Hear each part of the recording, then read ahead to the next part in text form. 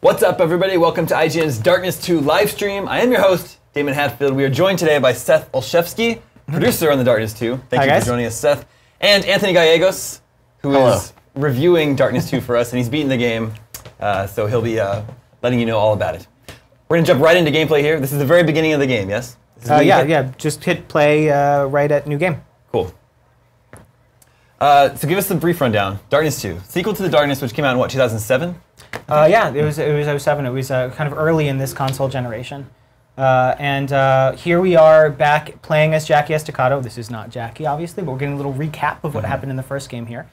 So you don't have to have played the first game to play the second, but you should go play the first game because it's awesome. But it's 2 years after the events of the first game. At the end of the first game, Jackie kind of got promoted to be the Don of the Mafia. He has kind of enough control over the powers of the darkness, but because of all of the bad things it did, I won't give any spoilers from the first game away, he has bottled up the darkness for the past 2 years. He hasn't had to use it because as Don of the Mafia, you've got other muscle. But we show in the very first level how that opens back up. But this bit is before the first level. This is a little bit of a recap of. I mean, and it kind of catches you up on the fact that Jackie, this is like a long-standing comic book character. You get some of the examples of the comic book art and stuff. That's something I think a lot of people don't realize is that The Darkness isn't just a game made by 2K. It's like a multiple-year-old comic book franchise that is with lore that extends well beyond what's shown in the games. Although I think the games do a pretty good job of kind of, I guess, recapping some of the highlights of the comic books themselves. So I've been playing Darkness 2. I'm about halfway through. I didn't play the first one though. But so who is this guy? The guy that's giving the sort of backstory here. This is Johnny Powell, or Johnny the Mystic. He's the guy who, at the end of the first game, the Darkness had done such terrible things. So I guess we're getting the recap here. The Darkness made Jackie watch his girlfriend's murder right in front of him. He held him back while that happened, and so Jackie's not going to let the Darkness run his life anymore. He needs to kind of put it on hold to bottle it up. And so he found this guy, Johnny Powell, who's he was sort of a grad student studying kind of modern mythology, and then found out that some of it was real. And so he was the perfect person for Jackie to go to and be like, so demon arms, how do I make them go away and take the voices out of my head? And so they did something 2 years ago that I'm not going to say too much about, to bottle it up. And this has been he's sort of the mystical junkie advisor man. Yeah, it seems like over the course of their adventure together, it's kind of adversely affected him. He's kind of lost his mind the deeper and deeper he's gotten into the darkness. Well, he's addicted to dark essence, and it's as dark essence, right? Like, it's not good for you. And Jackie, it's like coffee, really. Or heroin. And bad things that no one should do. And being so close to Jackie is sort of like the strongest force of dark essence that exists. It's genuinely very bad. It's putting the alcoholic back in the bar. Anthony, you were a big fan of the first Darkness game, weren't you? I did. I thought the story of the first one was really excellent. Like totally. And the guys at sorry, what's the studio that made this? I'm spacing out. Oh, Starbreeze made the first game. Digital Extremes has taken what Starbreeze did and I think really done a good job with still making a story that really matters. Because Starbreeze did such a great job with that first one. And I think the guys at Digital Extremes have made combat even better this time around than it was the first time. Yeah, so. They're so good at moment-to-moment awesomeness of combat. So now we're actually this is the game. Running in game right now. Jackie, he just looked at a picture of his girlfriend Jenny. I kind of dig the fact that it starts off like the pacing in this game is it's really great. There's in between fights and really intense parts, it goes to lulls where you get to kind of talk and take your time and peaks and valleys. Very important in an action game. Some games just have it amped up the whole time, but I think this game does a good job. And I love this too, right? It's like most games always have the look left, look right to test your sticks, but this one couches it in the idea that you're checking out a the rack on the brunette to the right. Yeah, it seemed like hitting the right note, starting off on a boob joke. But he's 23 as Don of the Mafia. Yeah. This is a lot of power for somebody who's very young. But I think that also this shows you how how everybody reacts to him. Like, everyone is sort of deferential to Vinny, and then everybody's reacting to, and like Vinny is deferential to Jackie. So it makes you really feel like you're awesome and powerful. Yeah, I mean, I think the game throughout the whole entire campaign, whether it's the way that people talk about you, whether it's the way that when you sneak up behind someone when they're talking and they get like scared a little bit, like it always implies that, I mean, people know that you are, like, not only the Don, but you also have a monster inside of you. Right, and it's not just it's not like a force of good, Yeah. It's just a very powerful thing. I really like this scene. I know, this is such a shocking start to a beginning of the game. Great. I almost thought it was It's so good. Well, viewers, over the next 2 hours, we're going to be answering your questions about Darkness 2. Just tweet us at IGN with hashtag Darkness2. And that also enters you to win all kinds of cool stuff. We've got 5 copies of the game for each platform, Xbox 360, PlayStation 3, and PC. We've got these cool statues, water bottles, a mask of some sort. Yes? Yeah, it's a Darkling mask. Nice. So we'll be pairing those up with all the games. So just tweet us at IGN with hashtag Darkness2. That automatically enters you to win all this cool stuff. We've got our first question here from Josh. It says, I haven't played the first Darkness. Will I be completely lost if I start the second one first? Nope. If you haven't played the first Darkness, you can walk right into this one. We have a little bit of a recap video that you can watch, or you can skip it. It will make perfect sense as you play through the game, kind of what's going on. That said, if you've played the first game, this will be a significantly richer experience. You'll see characters who you haven't seen since the first game. You'll be able to continue the story that Jackie had in the first one. So it makes it a much more interesting experience if you played the first one, but it's in no way required. Yeah, I was going to say, I feel like the intro, previously on The Darkness does a good job of recapping it as well. But there are certain moments, like interactions between Jackie and, certain characters in the game that I think are really much more touching if you have the weight of their relationship from the first game. Yeah. Joshua Schmidt writes in with a question, and he's going to win himself a copy of Darkness 2 on Xbox 360. Kicking it off. He asks, what new game mechanics and or new toys will we have to play with in Darkness 2?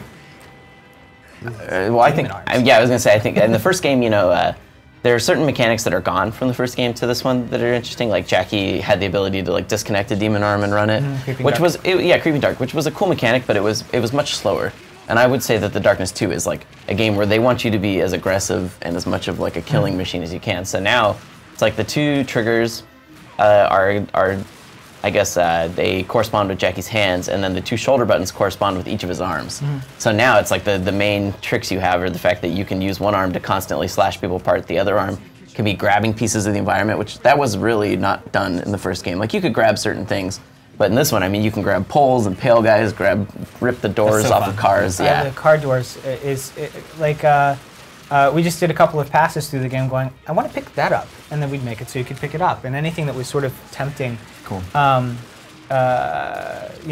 Became an interesting thing that you could interact with in the environment. And they've parts, anything. And a lot of the powers from the first game return, like there's still black hole power, there's still a Darkling, but now the Darkling is he's very much a character instead of just these impersonal little imps that you summon, send off to die, summon again, summon again. Well, one of our core pillars of development was in service of story. Like everything that all the decisions that we made in a way we were conscious of the story, because the story of the first one was so good. We wanted to make sure that the story of the second one, met and exceeded that, and that's tough in games. But for the Darkling, that was it was good for gameplay, but it was also definitely a story-based decision, because if he's your sidekick and he's around at all times, then you can use him as part of the narrative. If you can summon any one of 4, then you don't really know what character is there, and you can't use that character as part of the narrative. So here's the first time we get to hear the voice of the Darkness, done by Faith No More's Mike Patton. Yep. So cool. He's a local San Franciscan, by the way. Yeah. We recorded him right in the city. So one of the things about the Darkness is that it can regenerate Jackie. So right now, Jackie may have gotten blown up. You saw early on that his leg is totally mangled. But if he's willing to unleash the Darkness, it can save him. The Darkness does not like to let its host die. And one of the first things I think you notice about the game is the really cool sort of graphic novel art style. Spencer writes in asking, he says, the new art direction looks great. What was the inspiration behind it? Well, the first game was more of a realistic look, and early in the console cycle, that was, I mean, like video games, for ages we've been trying to make things look realistic. Let's just take a moment to acknowledge how amazing it is the first time you release a Dark Side. I mean, it really does show how much of a monster you are. Now, granted, right now, you aren't controlling this part right here, but I can tell you that you definitely are doing things exactly like this throughout the whole gameplay. Stuff you can do. I mean, it. And some. I like the butcher. Yeah, me too. I'm sort of partial to the execution. But yeah, the art style. The art style. So what you can, the first game was sort of more realistic in games. We've been trying to make things look realistic for ages, and finally got there on this console generation. And so now kind of everybody can make it look realistic. And so we took a step back and said, well, what would we, ignoring anything like trends or trendy, what would we want to do just to tell the story we want to tell? And that's where we got to graphic noir is what we call it. You see on this garbage can behind Vinny, there's those little hash marks drawn in. Yeah. It's hand painted. All of this is hand painted by the artists. And it's actually more illustrators than it is artists. It's people with like a fine arts background who came in here to make it, look just like it's a graphic novel come alive. That was what our inspiration was ultimately, was that there were all these Top Cow comics all over the office, and everyone's flipping through them and going like, well, why don't we make it look like this? Because this is exactly what it should look like to tell this story. I mean, it's a comic book game, and now it feels like a comic book game. The first game didn't really seem. I mean, if you knew it was tied into a comic, it was, but that game very much went for a more realistic sort of aspect. But it's a comic book game that's not like a kids game. I mean, it's a comic book game like The Walking Dead is a comic book show. You know? Yeah. So we didn't want to take it like too cartoonish. We didn't want to do like cell shading. We tried cell shading. It looked too goofy. We reeled it back in, and we ended up doing something that was a lot more, honestly, kind of hard, because it was all like you just send the artists through everything, and everything is hand painted. So one of the things about the demon arms that's really cool that you saw there is that when you use it, you can use the right analog stick, and you can actually, as you hold that, and do it in a direction, which is really cool because there are attacks that kind of correspond to the directions that you're doing the slashes, which I always thought was really cool. It makes the arm really feel like a blade that you can swing, you know. We had demon arm movements for ages, just because it was really important to get it right. Come on. Bye, Jenny. Yeah, so we just saw a little flash of Jenny there. Yeah, I mean, Jackie obviously is pretty screwed up over the death of the love of his life. Yep. Who died on his 21st birthday, nonetheless. Yeah. So. Yeah. Right in front of you. Yeah. Joe writes in asking, what will the max number of Darklings be allowed in the game? Like, how many can you have out, is what he's asking. Oh, well, in the single-player campaign, we have the one Darkling. And that is sort of Jackie's sidekick through the whole game. Yeah, the first game, like we said, they were very impersonal. But you could have like 3 of them. But in this one, now you have one that he is like your buddy. He talks to you, he riffs off what's going on. Yep. In Vendettas, there's a character who can, his name is Jimmy Wilson, and he can summon Darklings. We call Little Jimmies. And he can summon more than one Little Jimmy, so you can get a bunch in multiplayer. So now you see executions, that's also kind of a, I mean, you could execute people in the first one, but now it's very much like a mechanic. Stun them, grab them. Yeah, can you control which execution you use? Yeah, you unlock executions as you go. It's part of the talent progression in the talent tree, and so different executions kind of gameplay effects will have a different animation. So, but also it's different if you grab them by their neck or if you grab them by their kind of chest or if you grab them by their foot. Yeah. So for this set of executions, I think we've got I think it's Wishbone. Yeah, Wishbone is my personal favorite when you grab them by their foot and pretty much split them straight down the middle. It's probably the most violent of them all. It's hard to figure out which one is the most violent of them all, because we really do a lot of fun, violent things. You saw that Anton grabbed the parking meter and threw it like a javelin. You can most of the things you look at, you kind of want to pick up, you can. Yeah, there will be a light indicating. And it's cool because obviously, you can play this just like a straight up normal first person shooter if you want, but you shoot someone with a gun, you get like 10 experience, whereas you get a cooler kill, more experience, which obviously matters, as we'll see later on, to unlock additional powers. And the quad wielding stuff is so cool because you can hold a door as a shield and then still have 2 guns up. Yep. To mow people down with. Great. Yeah, you can. I mean, it kind of maps to your brain. You've got the 2 triggers at the bottom and the 2 shoulder buttons are the demon arms. So how it is on the screen is how it is on your fingers. Here's your dark here's the dark thing that they're just asking about. A PlayStation 3 copy of The Darkness II is going to Nate S., who asks, is there a need to shoot out lights to maintain your arms in the sequel?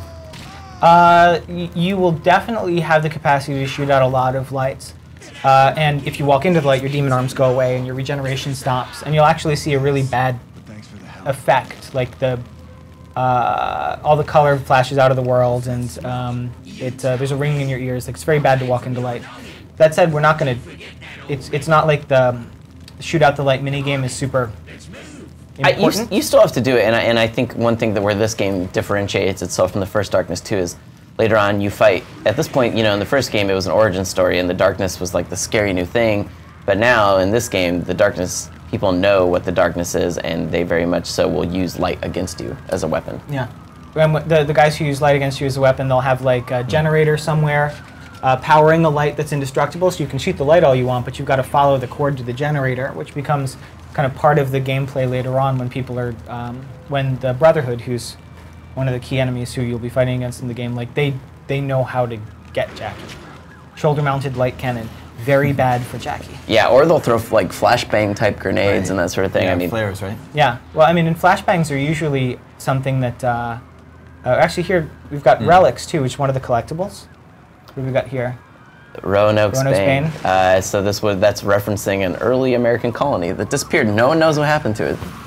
So. But you'll find out more about what happened to it when you take that relic back to Johnny Powell, the guy who did the recap. Because as the the guy who's knowledgeable about the world of the darkness, he knows what happened on Roanoke, and he'll tell you about it once you bring him the. Yeah, you can actually go and visit your mansion. You can look at all these things that you've managed to collect.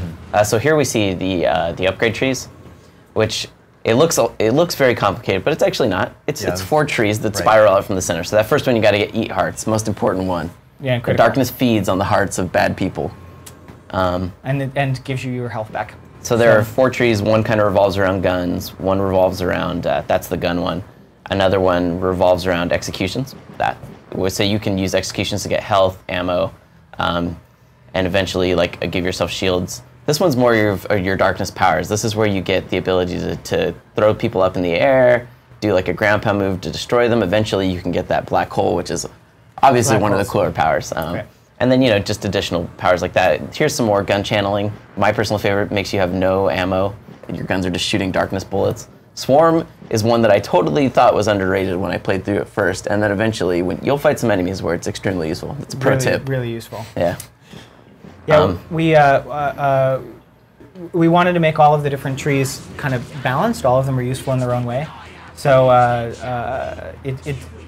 it sort of supports quad wielding. Right? You've got 4 weapons. You've got 4 different branches of the tree that you can go down. If you really love demon arms, go down the demon arm branch and make your demon arms more powerful. It does allow you to kind of make it a little bit more of playing the way you want to play. Player expression. George is wondering if you ever considered a morality meter for Darkness 2. As a goal-oriented thing, can I do more bad things? Yeah. I was going to say, it would be pretty heavily skewed to the bad end, I think. Yeah, it would be pretty. I mean, Jackie is a protagonist in the sense that he's the character that you play with and you like, but Jackie has never been a good person. I mean, even in the first game, he was like, Jenny didn't know exactly that. Like, she knew that Jackie wasn't necessarily involved in good things, but she didn't know that he was a hitman. Yeah, and he tells like a story about when they were younger and they were like out on a date and some guy was giving them a rough time and he curb stomped him in front of her. Yeah, and then she got all mad. Yeah, imagine that. And he's like, I don't know why she got mad. Yeah, he's not an angel, but that's why he's interesting. He's a flawed person, which makes him like a person. Like, you can identify with somebody who does things successfully sometimes and screws up other times. Yeah, I mean, he grew up as an orphan. He did not have a good life. Nice shot, Anton. That was good. Yeah. I like those moments that were the slowdown moments. Yeah, they're very, and the one thing I like about them is that they're actually few and far between. So so you still do step in the light as you see in the Darkness Tentacles. They do not like that. Yeah, and if you see out here, the world is rich and it's like really dark, saturated colors. and you know, it looks like kind of a rich, darkly painted graphic novel. When you go into the light, it's kind of like before the colorist shows up. Like all of the color is leached out of the world. So yeah, so eating hearts as well as getting you experience is also the way that you can gain back health. So it's nice because there are times that you'll take out a bunch of guys and then leave their hearts a little bit so that you can come back in a really intense fight and just constantly yank hearts out of them. David Becker is asking if the kill XP is like Bulletstorm. I guess it kind of is. You're earning experience points for creative kills. Yeah, and you will earn more the more creative you get. Yeah, like but an execution will give you more than just killing somebody. Although I would say that all the kills revolve around what Jackie can do with the darkness rather than in Bulletstorm it was very much more a what can you do with the environment. Yeah, that's true. Yeah. Fair. And Bulletstorm, I mean, plus I think, you know, comparing the two obviously isn't exactly fair because I think that this game's even more story driven than Bulletstorm was. Bulletstorm was built around that kill people your way mechanic. I feel like in this game it's like story comes first, everything else is like, not that the gameplay is bad, but the story is so much more what the darkness is about. Yeah, it's absolutely about the narrative. Like, and to that end, we're like you, it's a more linear path, I think. Yeah. Than the first game because we wanted to be able to control what just happened to you in the story, as well as what's about to happen next. Yeah, in the first game there was a little bit of like almost like side questy things, and you could bounce around on the subway a little bit here and there. But this one definitely is very much a straight up narrative because in the first game it was kind of an origin story, Jackie figuring himself out and that sort of thing too. Well, that's part of why we you know, that's part of why Vendettas is fun. Like when you want to do a side mission, it's your brain going like, wow, that was a lot of narrative. I just want to kill some stuff for a minute. And hopping into Vendettas absolutely gives you the capacity to just go kill some stuff for a minute if what just happened in the narrative is a little heavy and you need a minute to So early on, see now we're learning early on that, you know, there are certain things where you still do definitely have to take out the light so that you can then smash apart the door. Like this, the door can be smashed, but first the light has to be destroyed. Yep. Michael Temple is wondering, who exactly is this syndicate coming for Jackie and why? I don't know how much we can reveal. At this point in the game that we're showing here, Jackie has no idea. He doesn't know who these people are. He doesn't know why they're wearing strange orange jumpsuits. He doesn't know where they came from, why they've chased him all the way down into the subway. He knows nothing. But it does get revealed to you as you go forth in the game, kind of more and more about the Brotherhood. Let's see, what can we reveal? In previous coverage, the Brotherhood, if you've read IGN.com, we have talked about the Brotherhood. You know, all we know is that it is an organization that hunts the darkness. Yep. You know, and you don't know exactly why, but you have the darkness, therefore they're hunting you. And they were founded by a saint. They started as a positive kind of order who, like 1,000 years ago, were just trying to rid the world of this dark chaos that was causing all of these problems. But the darkness corrupts, and it corrupted them. And now you get to see the corrupted version of this ancient order. And they're the more like I said, these early on levels, you know, you're learning how to fight, you're learning how to use the darkness. When you start fighting the Brotherhood, they are a much more complex enemy to fight. But you really get those thrown at you by the time that you actually kind of know what's going on. Yep. Oh yeah, then the Darkling will. Darkling's a very classy guy. Yeah. The corpse desecration animation conversations that we had were very interesting. That's a very good sentence. We pushed it pretty far. Warren Lamb is wondering, is it possible to get all the powers in a single playthrough? And if not, is there a New Game Plus? There is a New Game Plus. It is, we'll call it this. It is theoretically possible to get almost all of the powers in the first playthrough, but you've really got to be able to like just get absolutely everything out of every kill in terms of Dark Essence. See that kill for 10 right there? Nothing wrong with that. He headshotted the guy from afar, but he only got 10 Dark Essence from that because it wasn't a very interesting kill. And here, let's see what Anton does. You're on the spot, Anton. There we go. I think this is let's execute him. I think this is going to be a wishbone. Excellent. And a wishbone for 30. Yeah, 3 times as much. So you'd have to kill 3 dudes with normal guns in order to catch up to how much you got from a wishbone. The more interesting the kill, the more essence you get. The more hearts you eat, the more essence you get. So if you're an absolutely excellent player, you could get the theoretical maximum could get you almost all the way through all the branches. Yeah, I will say I played through the whole game and I did not get all the powers. That being said, there is it okay to say? I mean, there is a new game plus. Yeah, there's a new game plus. So you can definitely go through and keep going and maxing out those powers. Yeah, and finding the relics that you didn't find the first time around. Yep. Viewers, remember you can tweet your questions at IGN with hashtag Darkness2. We're also giving away copies of the game with statues and t-shirts and water bottles.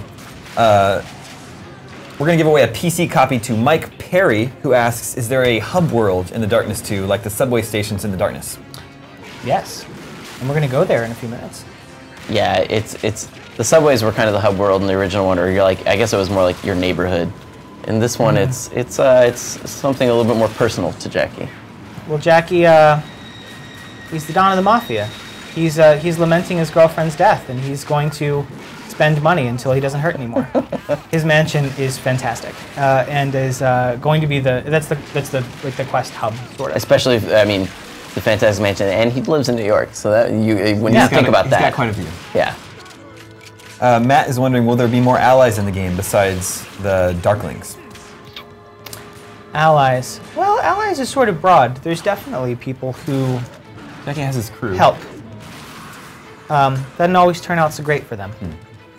Yeah, I mean, I think Jackie has. There are characters in this game that I feel like if you take the time in between levels and the downtime to actually sit there and talk to them, they actually develop a little bit into like these really cool, interesting characters. But that's only if you're going to take the extra time and effort to get to know them. Like there are certain members of your Mafia family who you could never even know anything about them. Right. But if you take the time to go talk to like Tony, for instance, is a character I like, you get to know him every time and he kind of comes into his own. Fat Tony is fun. Those recording sessions were actually really fun. But I mean, there's also characters who you'll see in levels, setting up levels, helping you through levels, who are absolutely your ally. I probably shouldn't go into too much more detail than that. Oh, we've talked about Venus before. Yeah. You have a very helpful, use the G-rated word and say prostitute ally. Yeah. She's very helpful. Nice. She's dressed very conservatively. Use a body to stun a person. Gary Rivera is wondering, is there going to be any traveling through other dimensions like in the first game? Gary, revealing that could potentially ruin significant portions of the story for you. Yeah. We're not going to spend the whole game in New York. Beyond that, we probably don't want to give too much else away.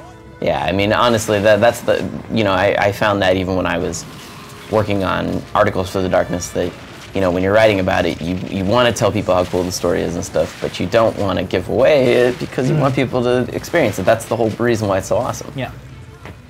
Paul is wondering, how is working with Mike Patton? Awesome. He got it so quickly. You always bring in some of the, because it's been years, right, since the first game. Yeah, so we 3 brought or in 4. some of the audio work that he did on the first game and just sort of played it back for him, and then he was there. And he could stay in that space for the whole recording session. Like, he's trained his throat to be destroyed by screaming, so it no longer pains him. And it was really awesome to just kind of watch him go, oh, Denny. Yep. But the darkness won't let you die. That's like an always reoccurring thing in this. Even when you actually die in the game, like you fail, it always acts like basically it's more like the darkness is taking that time to put you back together and bring you back. So see what's going on here. Yeah, this is part of the bizarre narrative that you kind of have to figure out over the duration of the game. It's not, the first Darkness you had that moment where you sit on the sofa with Jenny and you can watch an entire movie just on the sofa with the girlfriend. You can always press X to get up or to move on to the next thing, or you can watch the whole movie. That was a really risky, sort of a dangerous narrative decision that we made on the first game that, in the end, was awesome.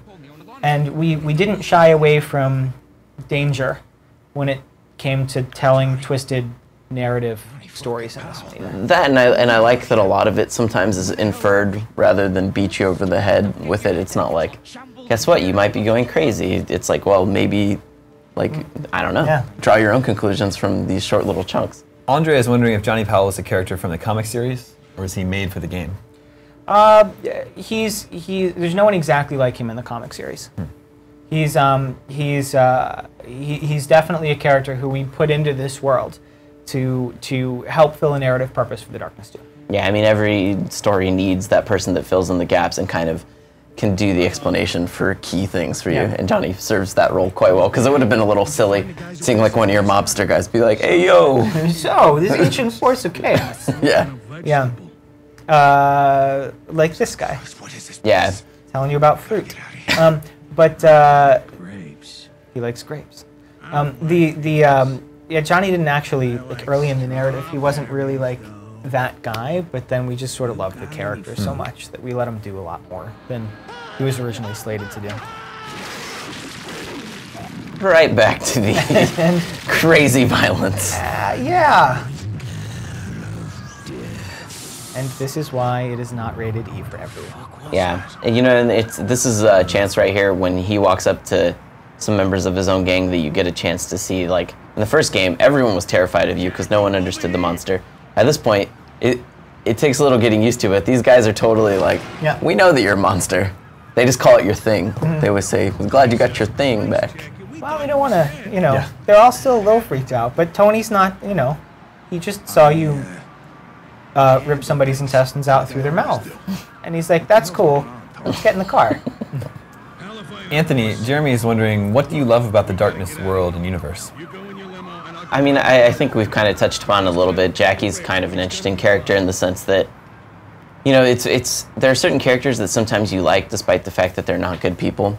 And I think Jackie's one of those, you know, for instance, like if you watched *Inglourious Bastards, like the best character in that movie was the SS guy. Yeah, totally. And he's like a character you don't want to like, but you regardless you end up liking. And I feel the same way about Jackie. In many ways, he is not a good person. But, you know, you end up kind of feeling for him nonetheless. Like I just watched him kill like 30 guys as brutally as possible.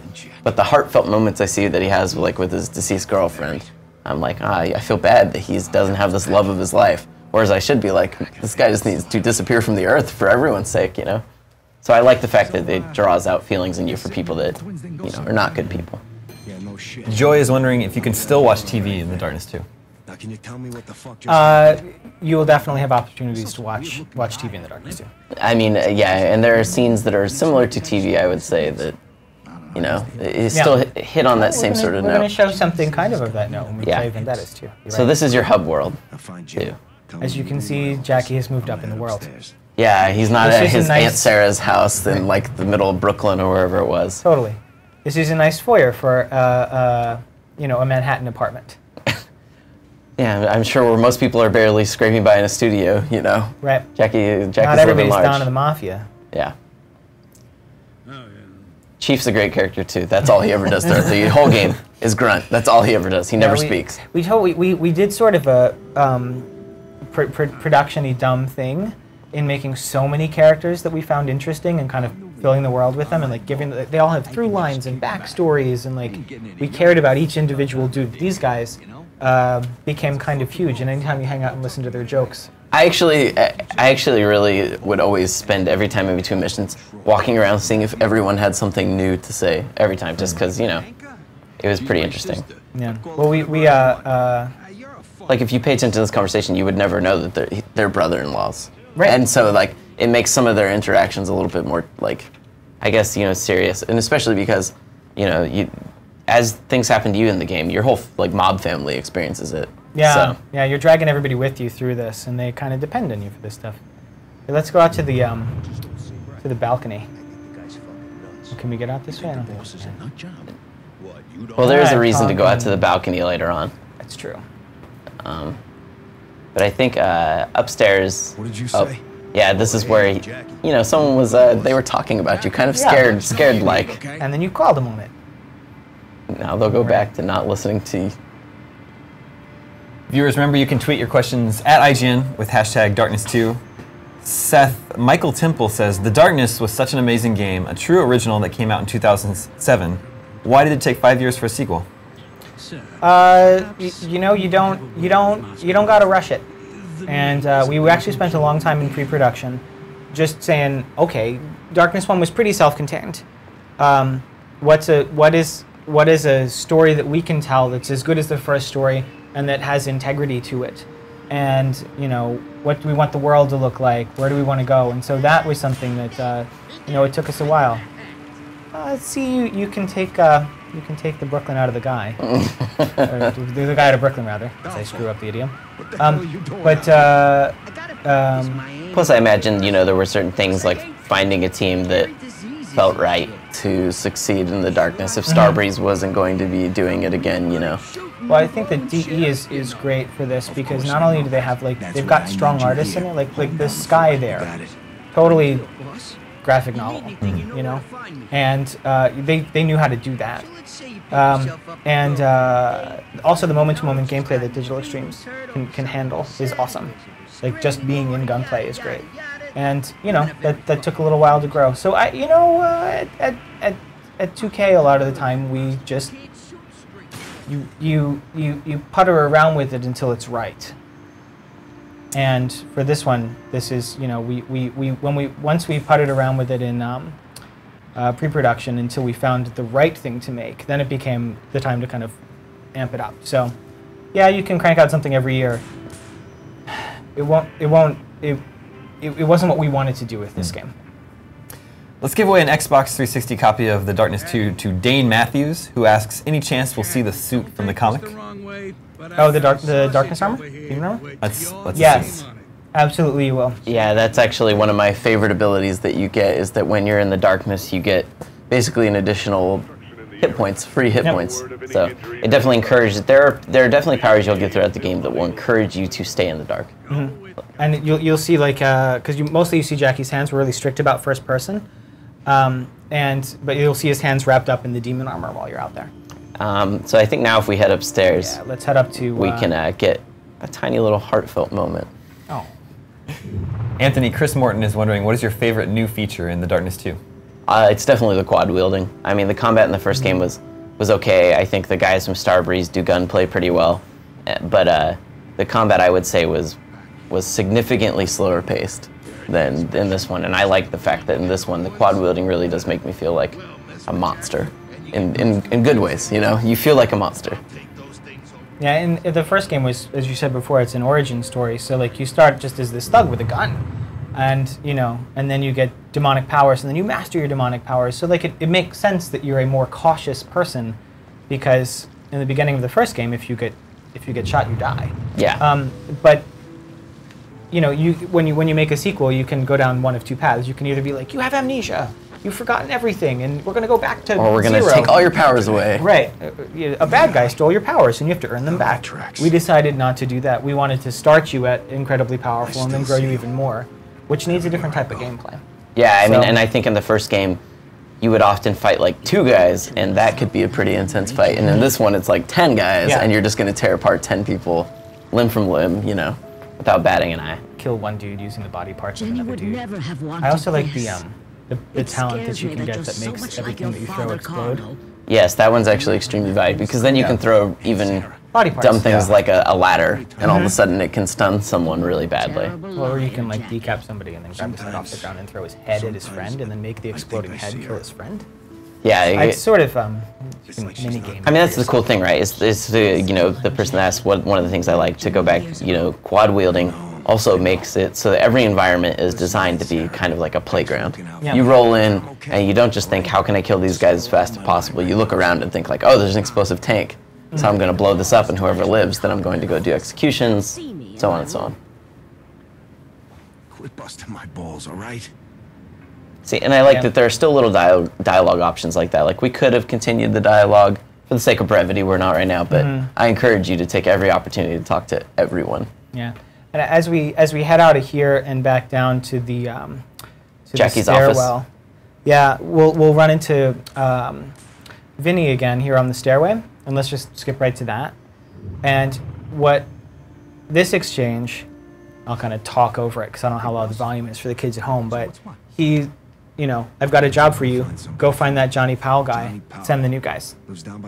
So here we have a call out from single player, where we're calling over to Vendettas, which is the narrative-based co-op, which we'll show in a little bit. Yeah, and that's one of the cool things about the co-op, which when we show it, it does bounce back and forth between the stories so that they're a little like, oh, so that's what was going on, and that's how this person made it into the story, or that's how this person died. Yep. Oh, hey, Jimmy's waiting for you in your Trevor Adams is wondering, are there multiple dialogue interaction options?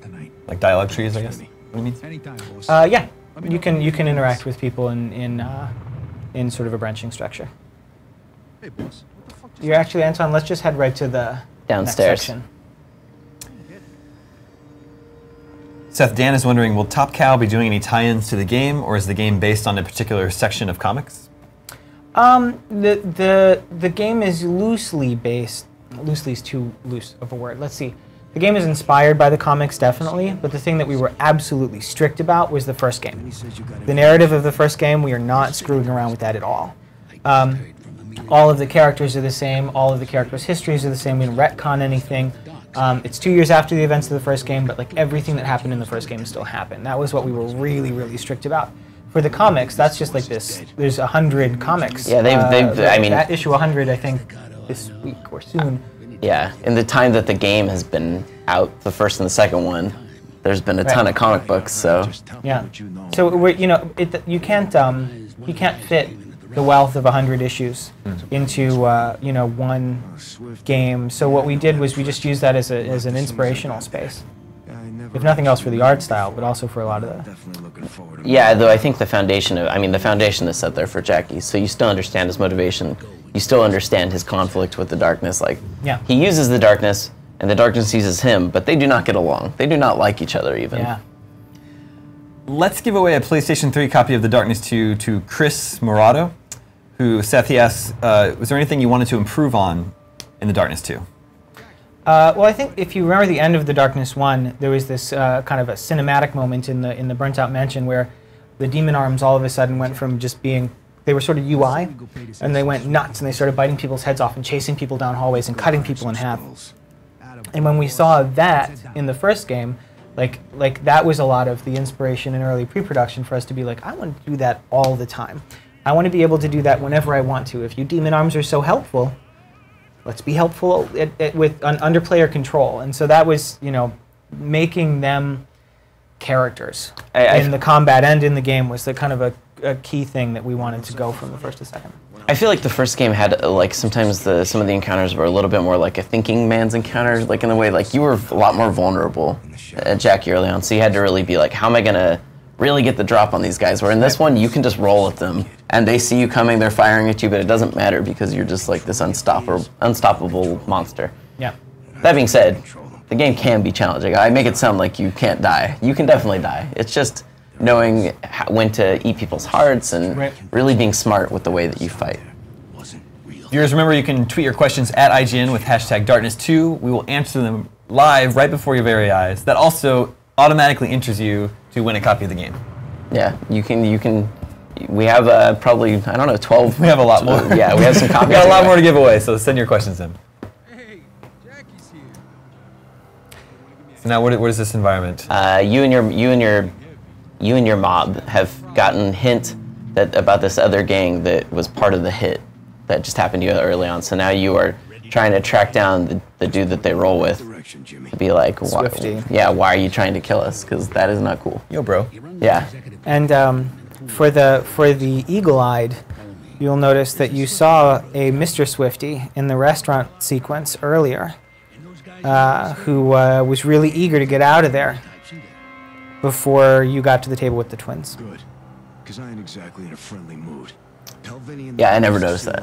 But, I like to throw, because, we've... They do acknowledge it in the plot, so if you go back and look, you can't see it. But well, we got a little bit of time to, just focusing on so much of the narrative from the beginning, let us layer it all.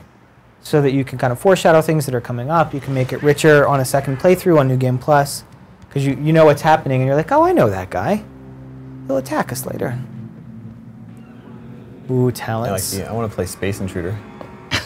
Let's see what should we buy talent-wise? Anton, up to you. Not guns. Let's go. I was going to say, how about if you were going to buy something, how about we pick up the gun channeling if we have enough? Yes. Because guns are. We need a bit more. We'll get there eventually. Okay, cool.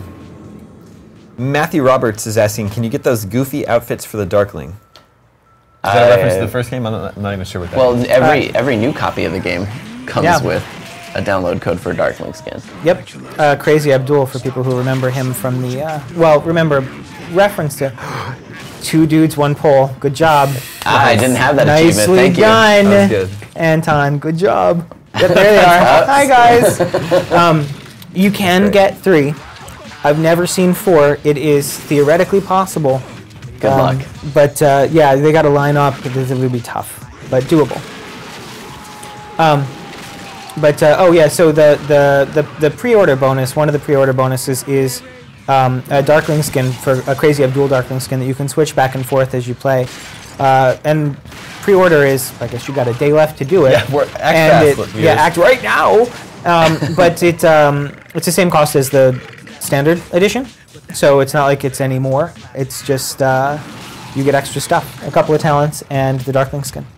Yeah, so the game is out tomorrow. Anthony, when is your review up? The review will also be up tomorrow at 9 a.m. Pacific Standard Time. I don't know if we heard the tone loc in the background, but we had fun with the licensed tracks. Yeah, they're used very unobtrusively, which is nice. They're always just like playing, like it's natural. A jukebox in the background, something like that. It's never just like grinding guitars coming over the fact that you're murdering a bunch of people. Like Swifty. that guy. Yeah, that's the guy you're chasing after. Shotgun. Amlet is wondering, are there bosses that you can fight and gain more XP? We're about to see one. Yeah, there are a few bosses. Do you get more XP for bosses? Or? You'll definitely get more dark essence out of a boss encounter than you will out of a standard encounter. And that being said, even harder enemies when you fight them later on. Like these guys, when you do an execution, like even when you're killing a standard guy, you get 10. Later on, when you're fighting harder Brotherhood guys, even standard shooting them will get you 20, 15. Like it does increase. So. You used up your ceiling fan. Yeah, the darkness is pretty brutal. It can pretty much kill someone with anything that you pick up and throw at them. If they're hurt. Oh, Washington Bridge, Brooklyn Bridge. Alright. So the darkness, little Darkling giving you a hint of what you should do. Yeah. If you use it as a shield, you can get across this big empty space. Yeah, but he looks adorable when he does it. Yeah. Sort of adorable in his... adorable like a little cruelty. Maniac. Yeah, exactly. He's like an adorable gremlin. Yeah. You know, who didn't watch He's adorable Gremlins while back he's in the farting day? on a corpse. Urinating acid on a corpse. Oh, nice grab. Oh, missed somebody. Done. We have another question from David Becker, and this time he's going to win himself a PC copy of The Darkness II. He asks, what changes with New Game Plus?